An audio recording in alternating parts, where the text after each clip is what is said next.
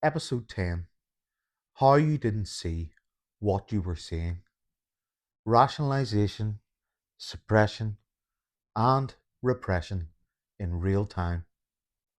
In this episode, we're going to slow things right down because people hear words like rationalizing, suppressing, and repressing all the time, but almost nobody understands what they actually look like when you're inside a real relationship.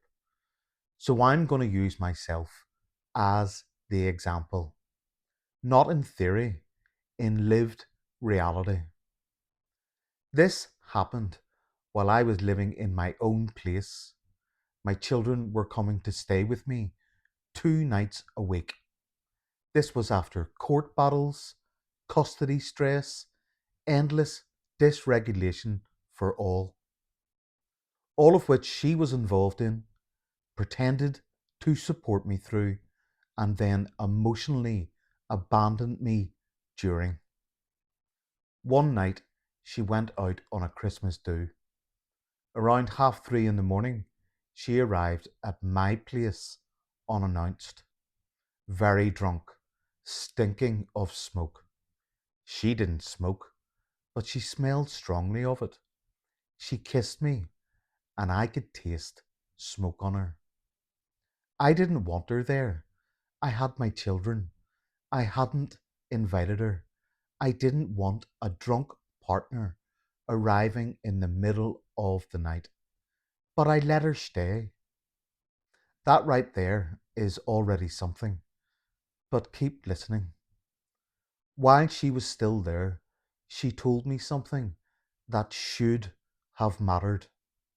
She told me they had been to the Kremlin, a gay club in Belfast, and that a girl from work was worried her husband would find out she had been kissing a man out in the smoking area. Now, listen carefully. Here is rationalization in action. I immediately told myself, oh, yeah, she must have been standing out in the smoking area with her. That's all. I explained it away. I didn't challenge it. I didn't question it.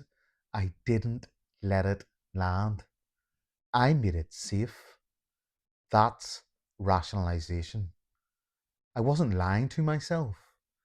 It's turning something disturbing into something tolerable so you don't have to feel what it's pointing to.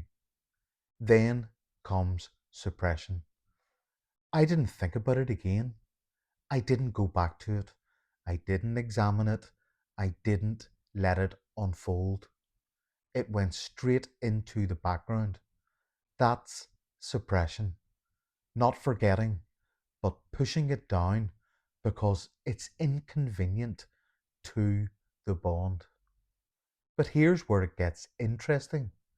Every single time my partner saw this woman in the street, in the town we lived in, she repeated that story to me every time without fail.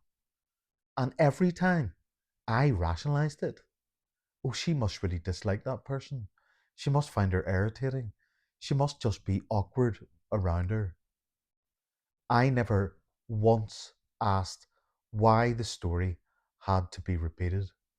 And if you want to know why, go to Sam and he'll tell you why it's anxiolytic. I never once asked what emotional charge was attached to it. I kept explaining it away. And here is where repression sets in. Not just forgetting the original event, but forgetting the pattern. I suppressed the repetition.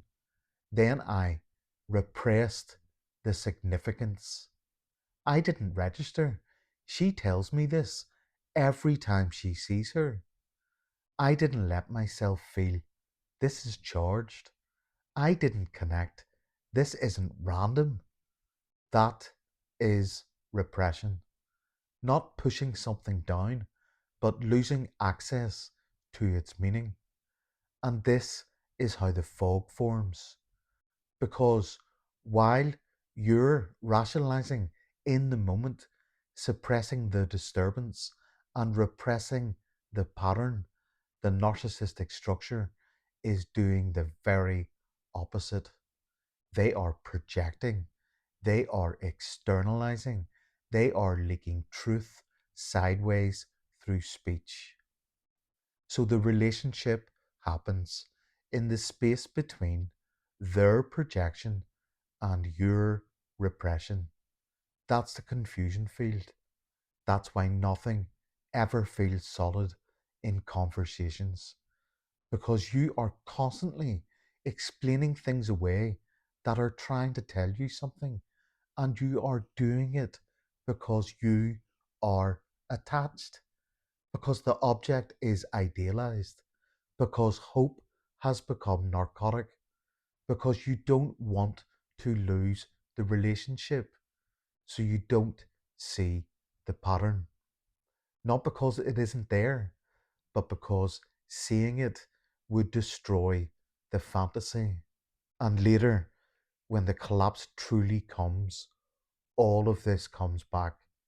Every story, every single repetition, everything you didn't think about, and it hits you all at once.